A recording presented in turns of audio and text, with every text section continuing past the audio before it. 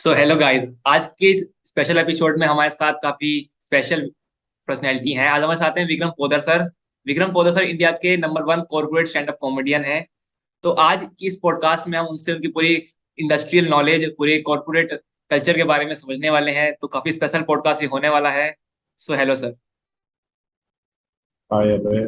बहुत अच्छा लगा सुन के कि आप लोग को मेरे जर्नी में इंटरेस्ट भी है, क्योंकि मैंने आपको पूछा था पॉडकास्ट शुरू करने के पहले कि आपका ऑडियंस, उसकी उम्र क्या है। तो आपने कहा था कि 18 से 19 साल के लड़कों और लड़कियों को थोड़ा बहुत भी इंटरेस्ट है मेरी कहानी में। तो आई थिंक वो मेरी लाइफ का सबसे बड़ा अचीवमेंट जो किया है। आई थिंक वो तो सिर्फ एक आउटकम है कि आप लोग को मेरी कहानी में इंटरेस्ट है, जब आप लोग के सामने तो पूरी दुनिया है।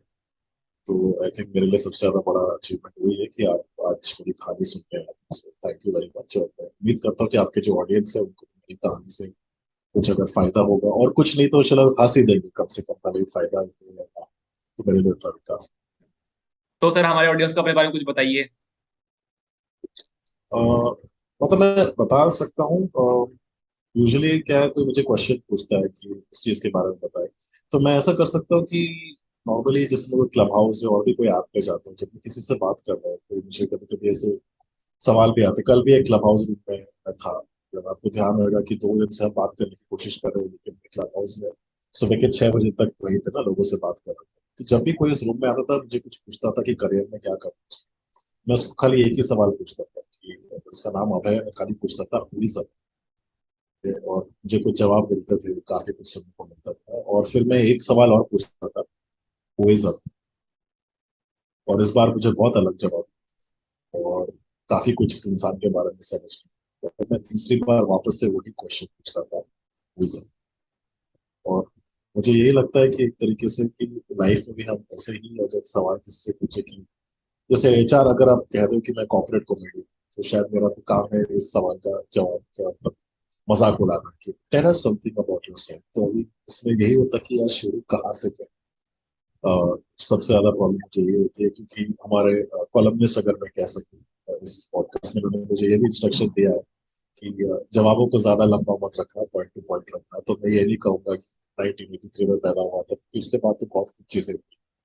लेकिन अगर मैं आज जहाँ पे खड़ा हूँ, अगर मैं खाली ये कह सकता हूँ कि अगर if I look back at, मैं जो 3 साल का था, और या 13 साल का था, 19 साल का था, 27 साल का था, और 35 साल का था, अगर उनमें से किसी भी विक्रम से मैं बात करूँ और पूछूं कि यार तुम्हें क्या लगता है मैं जहाँ पहुंचा हूँ इसके हिसाब से लाइफ कैसी है, तो मेरे ख्याल से वो सारे विक्रम एक ही चीज कहेंगे, यार हंसी मजाक काफी हुआ है, लाइफ में कॉमेडी बढ़ी है, तो शायद हम सही चले।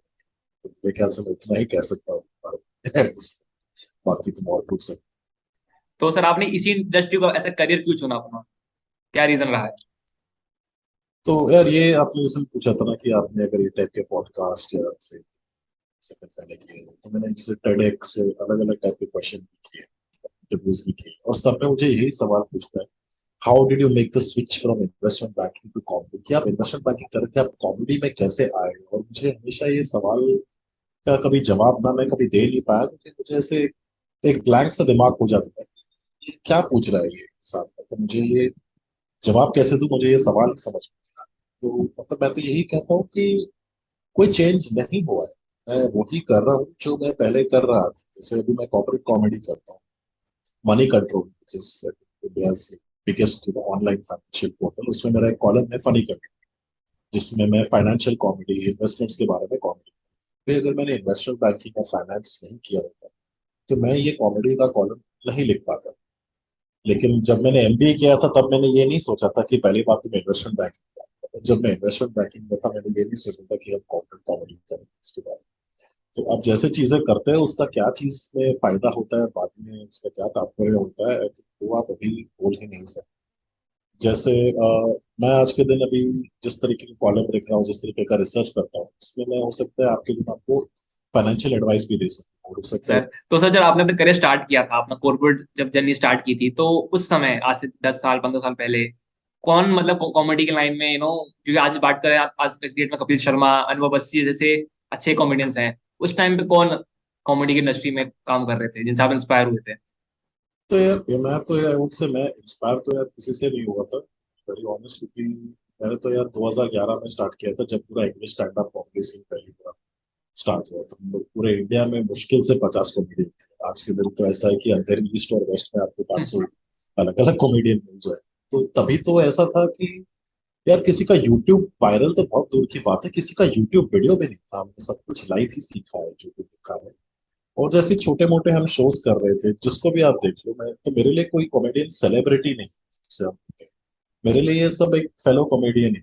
अरे ये कितना बड़ा है ये, मैं उस इंसान को जानता हूँ। तो मुझे पता है कि इस इंसान के फॉलोअर्स और ये सब इसका मेन अचीवमेंट नहीं है। ये सब ने जो बढ़ाई है उस फालतू ओपन माइक में, जिसमें सिर्फ 3 लोग थे और जिसमें 2 कॉमेडियन थे जो आपसे नफरत करते, तीसरा था उस वेन्यू का ओनर, और जो सोच रहा है कि मैंने कॉमेडी शो क्यों रखा। मतलब सबने वो टाइप के रूल्स किए हुए। आप जो भी नाम ले लो, तो हम लोग अभी वो टाइम पे देयर वाज डैनियल सफर, साहिल, सबने एक स्टार्ट में ही एक साथ में किया। Vipul Goyal, very very early days यार, हम सब छोटे छोटे ओपन माइक तभी कर रहे थे। तभी कॉमेडी स्टोर हुआ करता था। कैनवस लाफ क्लब तो भी बंद हो गया, उसके पहले जो ओरिजिनल जगह थी वो कॉल्ड द कॉमेडी स्टोर।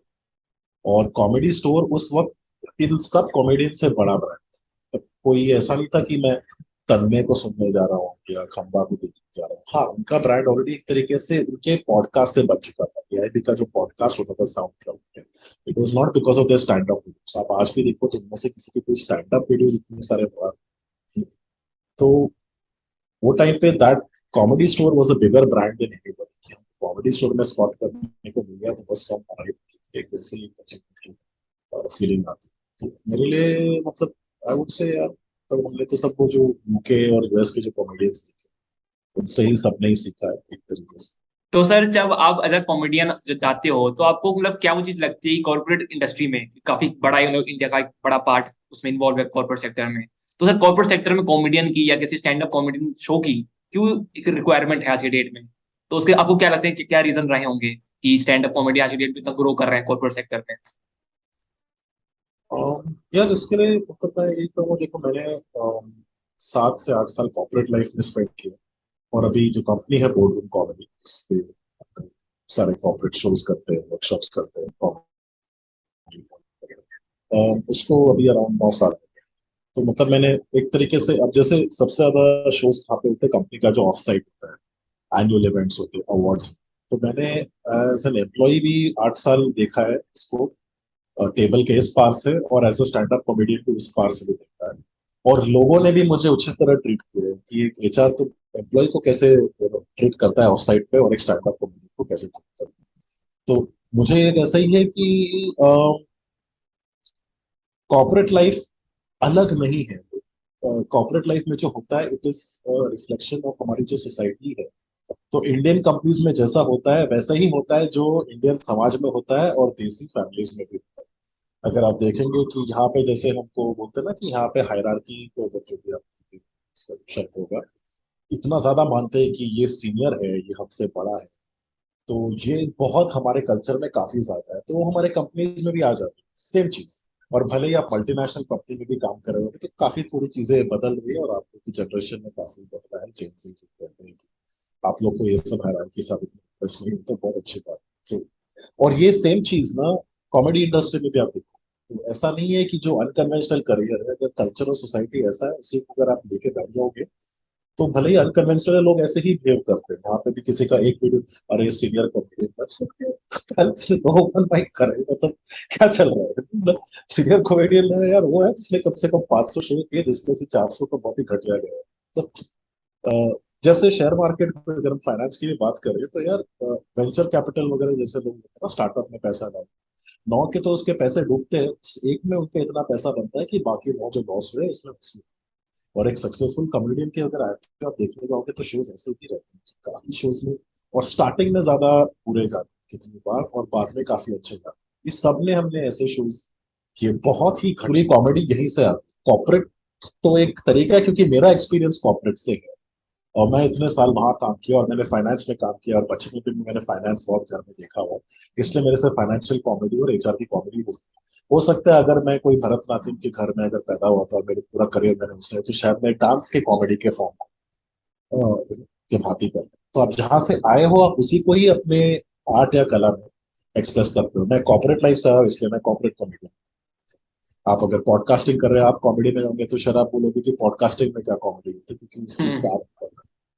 अगर मेरे जवाब में अगर आपको कुछ लगा कि शायद कुछ ठीक है। Yes sir. तो सर आप जब स्टेज पे खड़े होते हैं, आपके सामने जो पूरी कंपनी के एम्प्लॉयज बैठे हुए हैं जो आपका शो देखने आए हैं, तो सर आपके दिमाग में उसमें क्या चलता है कि मतलब मुझे इनको हंसाना है 25 मिनट 30 मिनट जितना का आपका एक्ट होता है, और मान लीजिए उस एक्ट के दौरान वो आउटपुट नहीं आ पा रहा है, सब लोग सुन रहे हैं बट वो आउटपुट आप प्रोड्यूस नहीं कर पा रहे हो, तो आप उस पॉइंट को कैसे हैंडल करते हो कि ठीक है अब यहाँ पे अब मुझे को ट्विस्ट करना पड़ेगा बिकॉज जो मैं चाह रहा था वो नहीं हो पा रहा है, तो आप उससे कैसे डील करते हो?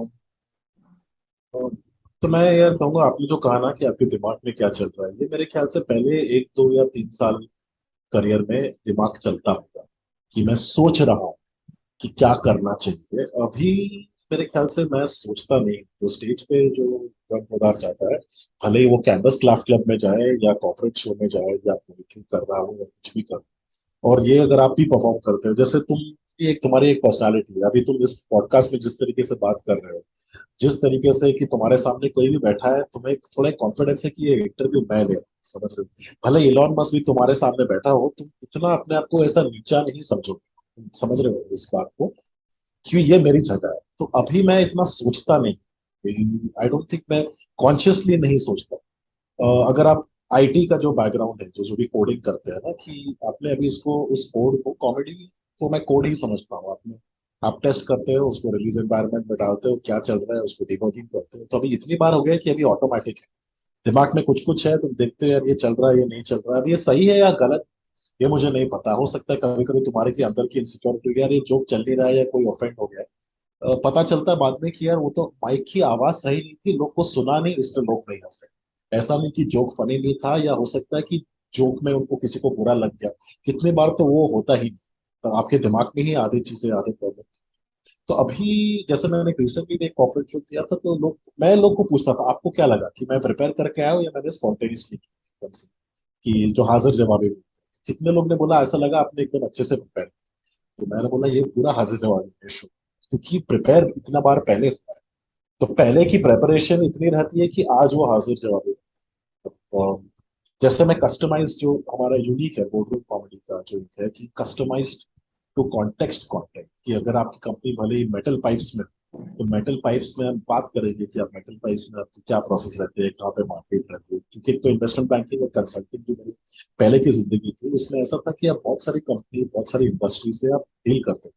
तो इनके ऊपर थोड़ा बहुत समझना और इनके ऊपर विशेष टिप्पणी देना मेरे लिए इतना मुश्किल अभी नहीं होता है, क्योंकि इतनी बार कर चुके हैं। और तो सर मतलब आपने शोज किए, आपने बहुत सारे शोज कर लिए होंगे आज तक डिफरेंट डिफरेंट कंपनीज के लिए, तो आपको कभी अपने शो के बाद अपने एक्ट के बाद कभी भी जो एम्प्लॉयज जो सुनने आए थे आपको, उनसे कभी ऐसा फीडबैक मिला है कि नहीं मतलब वो कनेक्शन वो कॉमेडी, नेगेटिव फीडबैक कभी कभी मिला है कि हाँ ये एक्ट उस पॉइंट तक नहीं था, तो वो चीज बताइए थोड़ा सा एक्सपीरियंस। तो यार इसमें कैसे रहता है कि दो टाइप के एक्सपीरियंस रहते हैं। एक में तो कोई आदमी आपको ऑनेस्ट फीडबैक देता है कि हाँ हमको यार ये चीज थोड़ा कम चला, कोई रहता है। या कोई कोई चीज में, और स्पेशली ये शायद इंडिया में ज्यादा है, कि कभी कभी उन्हें पैसे नहीं देने रहते हैं, तो कुछ ऐसा मैन्युफैक्चर करते हैं। जैसे हमने किसी के लिए वर्कशॉप किया था, वर्कशॉप बहुत अच्छा है, अच्छा, खुद आके बोला कि वर्कशॉप बहुत अच्छा है। अब कोई सीनियर मैनेजमेंट ने कुछ तो ऐसा बोला होगा बाद में, फिर आके एचआर ने हमें बोला अरे वर्कशॉप क्यों किया, हमने तो शो मांगा था। तो आप एकदम छोड़ बोल रहे हो भाई, मतलब तो। और फिर उन्होंने ऐसा बोला कि आप देख लो, आधा पैसा ले लो, हम फिर भी पूरा देने, मतलब कुछ तो था। फिर मैंने बोला तू जो भी बोल रहा है वो सब ठीक है, वो हम बाद में बात करेंगे, पहले आप पैसे दीजिए, या आप कंफर्म करिए कि आप पूरे पैसे नहीं देंगे, फिर आगे बात करेंगे। फिर उसने पूरे पैसे दिए। मतलब कि वो जो बोल रहे थे वो गलत था। वो ऐसे ही सोच रहे थे कि इसको थोड़ा ऐसा करके हम हो सकता है कुछ भी पैसे बचा लें। तो वहां पे क्या है, मुझे पहले देखना पड़ता है कि आदमी किस नियत से, कि वो पैसे नहीं देना इसलिए बोल रहा है, या एक्चुअली जेन्युइनली उनका कुछ चैलेंज है। अब जेन्युइनली कोई कोई का हो सकता है रहता है, तो उसमें तो देखो ऐसे ही रहता है कि सर ये प्रोडक्ट ऐसा है कि आपको नहीं पसंद आए तो अगली बार मत लें। कॉमेडी एक सब्जेक्टिव चीज है। बट मेरा पूरा जो धंधा है रेफरेंस से ही ग्रो हुआ है। मुझे शोज इसलिए नहीं मिलते क्योंकि मेरे कोई वीडियो के 10 मिलियन व्यूज है या बस। मुझे शोज इसलिए मिलते हैं क्योंकि मैंने जो शोज किए उसमें लोग वापस देखते हैं, जो एचआर कम्युनिटी अब जो मुझे जानती है वो मुझे रीच आउट करती है, जो लोग बैकग्राउंड पढ़ते हैं या थोड़ी देर 5 10 मिनट फोन पे बात कर लेते हैं, तो वो समझ में आ जाता है जैसे। तो उस हिसाब से मतलब मुझे हायर किया जाता है। तो मैंने अभी तक जो जितना देखा है कि ऑलमोस्ट ऐसा कोई शो नहीं गया है जिसमें मुझे क्लाइंट ने वापस मतलब नहीं बोला है। और बहुत ही रेयर ऐसा होता है कि जहाँ पे नहीं बोला है। तो आई थिंक मेरे हिसाब से यार वो ही रहता है। जैसे मैंने कहा कि हर शो में कोई ना कोई आपका चैलेंज या फेलियर रहेगा। उससे ये जरूरी है कि आप याद रखो कि अगली बार क्या करना है। मतलब द मेन चीज इंपॉर्टेंट ये है कि ठीक है इस बार कुछ हुआ है, अगले शो में ये नहीं। और वो हो सकता है कि क्लाइंट ने अगर हमें कोई चीज में बेवकूफ बना दिया पैसे के, तो अभी है 100% एडवांस, उसके अलावा मैं बात ही नहीं। ठीक है, तो आपको भी एकदम क्लियर है, मेरे टर्म्स एंड कंडीशन में भी क्लियर है, देयर इज नो रिफंड। अगर नहीं पसंद आया तो मत खरीदे। अगर आपको इस टर्म से प्रॉब्लम है तो मेरी सर्विसेज को ही मत। Having said that, of course अगर मैं चाहूँ कि मुझे पैसे भी कमाने हैं, खाली पैशन के लिए नहीं कर, तो जब कोई मुझे पैसे देता है तो जैसे स्पाइडरमैन का डायलॉग है, with great power comes great responsibility. Charge 100% advance is a power, और उसके साथ एक रिस्पॉन्सिबिलिटी भी जाती है। जब मेरे बैंक अकाउंट में वो पैसा आ जाता है पूरा क्रेडिट होता है, तो भैया एक दिल में भी एक रहती है। तो अभी आप कह रहे हो आप India number one corporate comedian, आप जब कह रहे हो ये बात तो भैया हर बार डिलीवर भी करनी पड़ती है। अभी यस ये सर। पोजिशनिंग है। ठीक है, मतलब बैंक से अभी जैसे जितने आप बड़े होंगे उतना ही और ही प्रेशर रहता है कि यार हर चीज पे मेंटेन कर रहे हैं। बाकी कॉमेडियंस बोल सकते हैं कॉर्पोरेट से तो खाली पैसे के लिए करते हैं, उसमें कोई नहीं हंसा तो चलता है। यार मैं बोल रहा हूँ India number one corporate comedian HDFC bank को इकोनॉमिक टाइम्स में। तो भाई अभी मुझे उसको लिव अप भी करना पड़ेगा, नहीं तो एचडीएफसी बैंक और इकोनॉमिक टाइम्स भी पॉजिटिव होगी ना, कि किसी को भी उन्होंने नहीं दिया। तो तो वो सर आई थिंक एक एंटरप्रेन्योर की रहती है responsibility, not just as an artist. आप किसी के पैसा ले रहा हो तो आपको एज ए रिस्पॉन्सिबिलिटी वो बात कर। तो सर आप आपने पैसों की बात की, तो मतलब जिस इंडस्ट्री में आप हो उसमें मतलब अगर कोई अगर करियर बनाना चाहता है अपना नया, तो उसके लिए कितना अर्निंग पॉइंट्स है, क्या इसमें पैसा है इस इंडस्ट्री में, स्टैंड अप कॉमेडियन? यार I never understood that question. अभी कोई पूछेगा इन्वेस्टमेंट बैंकिंग, मुझे कितने क्वेरीज तो इन्वेस्टमेंट बैंकिंग के लिए आते हैं उसके लिए। लिंक्डइन में भी काफी युवक भी मुझे रीच आउट करते हैं कि सर मुझे फाइनेंस में करना है, इन्वेस्टमेंट बैंकिंग में करना है। तो एक तो अगर मेरे पास इस चीज का सवाल का जवाब मतलब नहीं कि इसमें पैसे, तो यार हर चीज हर इंडस्ट्री में है और पैसे हो सकता है कोई इंडस्ट्री में नहीं है। क्या से मतलब तुम्हारे ऊपर है। मैं तुम्हें ऐसी इंडस्ट्री में भी डाल दूं जिसमें बहुत पैसे है, तो अगर उस इंडस्ट्री के लिए नहीं बना, या तुम्हारे सोचने का नजरिया अगर नहीं है, या वर्क एथिक नहीं है, तो तुम उसमें भी हो सकता है बहुत पैसे खो। सब तो मेरे हिसाब से तो इट इज डाउन टू दिया। मैंने ये नहीं सोचा था कि मैं कॉर्पोरेट कॉमेडी करूंगा जब इस फील्ड में गया, कॉमेडी शुरू किया। लोगों ने कहा, कैनवस लाफ क्लब के जो मालिक थे उन्होंने बोला रहे हाँ ये कॉर्पोरेट शो, ये हमेशा कॉर्पोरेट जोक्स करता है। वो टाइम के सब कॉमेडियंस ने बोला ये हमेशा कॉर्पोरेट जोक्स करता है। तो मुझे तो कभी कभी थोड़ा गुस्सा भी आता है, ऐसे क्यों बोल रहे हैं, मैं सेक्स के ऊपर भी तो जोक करता हूँ। तो मार्केट ने ही पोजीशन किया इस चीज में। तो वो तो यार तुम्हारे एंटरप्रेन्योरशिप के स्किल के ऊपर है कि तुम पैसा जो पैसा जिसको रहता है कि मैं बना सकता हूँ, जिसमें इंटेलिजेंस है, काबिलियत है और खुद पे विश्वास है, यार वो मैं बोल रहा हूँ तुम उस इंसान को जिंदा जला दो, हाथ पैर काट दो, वो भी वापस खड़ा होकर ना फिर से पैसे कमाना शुरू करो। ऐसे इंडस्ट्री का तो इससे कोई लेना देना ही नहीं। Great sir. तो सर अपने एक्सपीरियंस से बताइए कि इंडिया में इस समय स्टैंड अप कॉमेडी का क्या फ्यूचर है, मतलब क्या इसके ग्रोथ पोटेंशियल्स है इंडिया में, बिकॉज काफी सारे नए स्टैंड अप कॉमेडियंस क्रिएटर्स आ रहे हैं यूट्यूब पे भी और ऑफलाइन मोड पे भी। तो उसको देखते हुए बताइए क्या फ्यूचर है स्टैंड अप कॉमेडियन का इंडिया में? यार देखो मेरे हिसाब से तो आज के दिन स्टैंड अप कॉमेडी का कैसा सीन है, हो सकता है तुम मुझे बेहतर बता सको। मैं एक दूसरी सदी से आता हूँ, जब मैं बोल रहा हूँ वायरल वीडियो छोड़ो, यूट्यूब वीडियो ही किसी का नहीं था। मेरे पहले कॉर्पोरेट शोज जो मैंने आप जीते हैं या जो भी समझे, मेरे पास तो उनको दिखाने के लिए यूट्यूब का भी वीडियो कोई नहीं था। मुझे ऐसे ही कुछ एक्सप्लेन करना पड़ता था कि मैं क्या हूँ। तो आज के दिन ये जो वीडियो का है कि फॉलोअर के बेसिस पर डिसाइड हो रहा है। जो कोई टिकटॉक पे है उसको भी कोई बोलता है स्टैंड अप कॉमेडी, बट उसकी कॉमेडी भी अच्छी है, मैं ये नहीं बोल रहा हूँ, खाली एक अलग आर्ट फॉर्म है। तो मतलब मेरे से तो लगता है कि यार शायद तुम्हें बेटर पता होगा कि आज के दिन कौन है। जैसे मैं अभी भी कितने सालों से मैंने किसी स्टैंड अप कॉमेडियन का वीडियो देखा ही नहीं।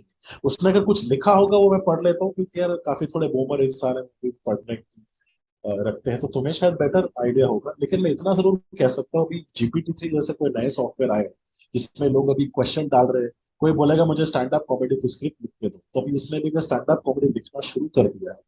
तो हो सकता है भैया आज हम ये बात कर रहे हैं, कल कोई मशीन के इंटरव्यू ले रही हो और दूसरे एंड पे कोई मशीन ही कॉमेडियन हो जिसका इंटरव्यू चल रहा हो, तो उसका तो यार कौन बोल सकता है।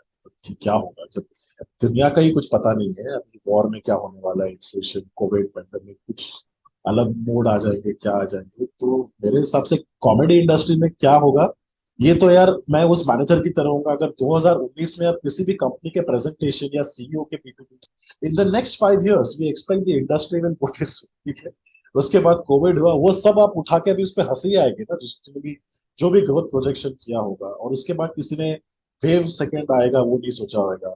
फिर 2021 में जिसने जो प्रोडिक्शन किया उसने ये नहीं सोचा था रशियन यूक्रेन वॉर होगा, इन्फ्लेशन होगा। अभी भी, और ये कॉमेडी के लिए हो भले ही शेयर मार्केट के लिए हो, जो लोग प्रिडिक्ट कर रहे हैं कि अभी जिस हिसाब से चीजें कर रही है अगले 2 साल में ये होगा, मतलब अभी जो हो रहा है उसके हिसाब से तुम प्रिडिक्ट नहीं कर सकते। अभी जो हो रहा है ये तुम्हें 5 साल पहले प्रिडिक्ट करना चाहिए। जो असली फ्यूचरिस्ट होता है ना, जो फ्यूचर देख सकता है, वो कभी वायरल नहीं जाएगा, क्योंकि वो ये चीज बोल ही नहीं रहा है जो सब लोग बोल रहे हैं। तो जो आज लोग बोल रहे हैं ना फ्यूचर में ये होएगा, जिसके अरे 10 मिलियन व्यूज है, मैं बोलता वो फ्यूचर कभी नहीं होगा, ठीक है। जिसके 5 व्यू है ना जिसके वीडियो, और वो बोलता फ्यूचर में ऐसा रहेगा, शायद उसके फ्यूचर देखा वो उस पर काम करे, उसको पढ़े ही नहीं है कि लोग क्या चीज के बारे में बात करें। तो मैं तो कहूंगा यार, मुझे कुछ आइडिया नहीं है कि हम भी कॉमेडी कर रहे होंगे या कोई मशीन आएगी। बस इतना मुझे सहूलियत रहती है कि आज के दिन मशीन्स लिख सकती है, they can write comedy, but अभी तक जोक के ऊपर हंसना एक कंप्यूटर ने नहीं सीखा है, ठीक है। तो वो अभी तक इंसान के पास है। इतना मुझे पता है आज के दिन। Nice sir. तो सर जैसे आप बता रहे हो कि कॉमेडियन काफी, जैसे आप कॉर्पोरेट सेक्टर में, तो आपको एक्सपीरियंस है कि हाँ कॉर्पोरेट लाइफ कैसी होती है, तो आपके जोक्स होते हैं वो उसके अराउंड होते हैं। सो सर आप जब एक्ट करते हो, जब आप अपनी नॉर्मल लाइफ में मतलब वापस आते हो, तो वहां भी आप उसी मोड में रहते हो कि वहां पे आपको स्विच करना पड़ता है कि ठीक है ये तो मेरी पर्सनल लाइफ है, यहाँ पे मुझे वो कॉर्पोरेट कॉमेडियन वाली चीज नहीं रखनी है, या आप दोनों को एक साथ लेके चलते हो कि ठीक है चाहे मैं स्टेज पर हूँ या अपने पर्सनल लाइफ में मेरा मेरा मूड एक जैसा ही है, तो क्या वो रहता है सबकॉन्शियसली? यार देखो, मुझे तो इस बात का इतना नहीं पता कि कैसे क्या रहता है, क्योंकि मैं प्लान नहीं करता हूँ मैं कौन से मूड। मैं बोला जैसे स्टेज का ऑटोमेटिक है यार, मैं चूज नहीं करता अब हम इस मोड में जाएंगे। मैं हो सकता है स्टेज पे जाते जाते भी सोच रहा हूँ, बट जस्ट वो माइक लेते ही फिर कुछ और हो जाता है, उतरते वक्त भी कुछ और रहेगा। हाँ, ऐसा रहता है कि अगर शो अच्छा गया तो थोड़ा नेटवर्किंग करना है, लोगों से मिलना है। क्योंकि क्या होता है, अब जैसे मैंने सिप्ला के लिए शो किया था, उमंग बोरा जो सिप्ला के सीईओ, बाकी बोला विक्रम कुछ शो, उस मोमेंट में ऐसा लगता है कि हम एक इक्वल हो गए। हो सकता है उसने मुझे इनसे ऊपर भी एक दर्जा दी, लेकिन उस चीज को मैं अपने सर पे नहीं ले सकता कि अरे मैं इसको बुरा से ऊपर हूं। नहीं, वो सिर्फ 2 मिनट के है। वो भी उस इंसान का बड़प्पन है कि उसने आके मुझे रिस्पेक्ट दिया है, ठीक है, उस बात को। तो मुझे नहीं पता रहता क्या मोड, उन्होंने जिस तरीके से मुझे पूछा कि उनकी ये उम्मीद थी कि मैं पूरे टाइम फनी रहूंगा, तो यार पहला उसके लिए आप मुझे पैसे नहीं दे रहे हो ना। अगर आप मुझे पैसे दो कि मैं फ्लाइट में आते वक्त भी आपके साथ फनी रहूं, तो शायद मैं कभी भी फनी हूँ। मतलब ये मोड लोग डिसाइड करते हैं। मेरे लिए comedy is one of the things जो मैंने लाइफ में की। ये मेरे लाइफ का सबसे बड़ा अचीवमेंट नहीं है, ये मेरे लाइफ का क्या बोलेंगे, जो चीजें की है उसकी वजह से आज कॉमेडी हुई है। पहले इन्वेस्टमेंट बैंकिंग थी, कल हो सकता है मैं फाइनेंशियल एडवाइजर बनूं। और अब जैसे आज मैं किसी कंपनी के सीईओ से मिलता हूँ शो के बाद, जब वो थोड़े इंप्रेस होकर बात करते हैं, आज मैं हो सकता हूँ मैं इन्वेस्टमेंट बैंकिंग की डील उन दोनों के बीच में करा दूं, क्योंकि मुझे ज्यादा रिस्पेक्ट नहीं। जब मैं इन्वेस्टमेंट बैंकर था, उमंग बोरा आके मुझसे नहीं बात करता था, उसके नीचे 3 लेवल का कोई आदमी होता जो मेरे ऊपर 3 लेवल का आदमी जाके उनसे बात करता, तो उनको कोई जरूरत ही नहीं थी मुझसे बात करने की। यार सिप्ला के पीछे तो 100 इन्वेस्टमेंट बैंक बड़े से बड़े वाले और उसके बड़े से बड़े चेयरमैन भागते होंगे, वो मेरे से क्यों बात करते? तो मैं इस मोड में हूं भी नहीं कि मैं कॉमेडियन हूँ, मैं कॉमेडी करता हूँ। ये आई थिंक, पता नहीं, ये वन जो कोई ऑथर है इंग्लिश के, आप जो भी नाम थोड़ा, ऑस्कर वाइल्ड ने शायद ये कहा था कि एक आर्टिस्ट या जो भी एक इंसान है, तुम जो चीजें करते हो वो तुम, और जो तुम हो वो दो अलग अलग चीज है। मैं कॉमेडियन हूँ तो मतलब तुम्हारी पूरी आइडेंटिटी उस पर होगी, नहीं, मैं कॉमेडी करता हूँ और या मैं सर हम कॉमेडी। अपने इस पॉडकास्ट के लास्ट पार्ट पे आ चुके हैं। तो सर जाने से पहले हम आपसे पूछना चाहेंगे, जो अपने करियर के जैसे कॉर्पोरेट लाइफ में स्टार्ट करना चाह रहा है अपना करियर, और किसी करियर की तलाश में है और काफी डिमोटिवेटेड है इस समय, तो सर आप उसके लिए क्या पॉजिटिव वर्ड्स देना चाहोगे अपने एंड से कि वो अपने लाइफ में वापस से रिटर्न कर सके? यार देखो, मैं जो भी अगर आईटी में है, अगर यहाँ पे कोई कोडिंग करता है तो उनको तो मैं ये कहूंगा, art is the ultimate form of data compression. जो मेरी पूरी जिंदगी है उसके मैं तुम्हें बहुत सारी चीजें बता सकता हूँ, या उससे मैं एक कविता के भांति अगर मैं बता दूं तो शायद तुम्हें कुछ समझ में आए जो तुम्हारे जिंदगी के हिसाब से तुम्हें समझ। तो क्या एक कविता से हम क्लोज कर सकते हैं? Can we do that? Is that okay? तो ये तूफान तो आएंगे, सैलाब भार को ले जाए, बरसी उफनते सागर, कश्ती चलानी है तट पर पहुंचा। पर हैरानी तो इस बात की है कि वो तट कभी मिलता है, क्योंकि जैसे अपने नाम को जिंदगी के थपोड़ों के बावजूद तुम जिंदा रखने की कोशिश करते हो, उन्हीं अनेक कोशिशों के दरमियान इस तट की परिभाषा भी धीरे धीरे बदल, और शायद तुम भी बदल। जिंदगी की तूफानी लहरों से संघर्ष करते करते तुम खुद ही एक तूफान बन जाते हो। और जो लहरें तुम अभेद्य लगती, उन्हीं लहरों में अब तुम गहरा में, उसी उफनते सागर में अब तुम अपना उफनता सितारा हो। और एक खोज नया हौसला तुम्हें समुद्र की गहराइयों तक ले जाए। और अब तुम्हारा हौसला इतना बढ़ जाता है कि तुम बेताब हो जाते हो और समुद्र से ही पूछते हो कि पता मेरा अगला तट कहाँ हो। और इस पर वही सागर तुमसे चिल्लाते हो, ओ मेरे अनुभवी नाविक, तनिक पीछे हटो। अब तुम खुद दूसरों के लिए एक तट बन great sir, great. So sir, thank you अपना वैल्यूबल टाइम हमारी इस पॉडकास्ट के लिए निकालने के लिए। Thank you. चुके। Thank you so much. बहुत ही अच्छा लगा कि आपने टाइम निकाला, और कि आपकी उम्र के लोग और आपकी जनरेशन की अगर कुछ भी फायदा हो, आप चाहे तो मुझे इंस्टाग्राम पे @विक्रम कुदार कॉमेडी फॉलो कर सकते हैं। Board room comedy, BORD Twitter, boardroomcomedy.com website का नाम, और फेसबुक पे जो विक्रम कुदार के नाम से आप चाहो तो कुछ भी बातें, आप कुछ भी पूछना है, फाइनेंस, करियर, कॉमेडी, और दिस हमें बहुत अच्छा लगा आपसे। Thank you sir. Thank you.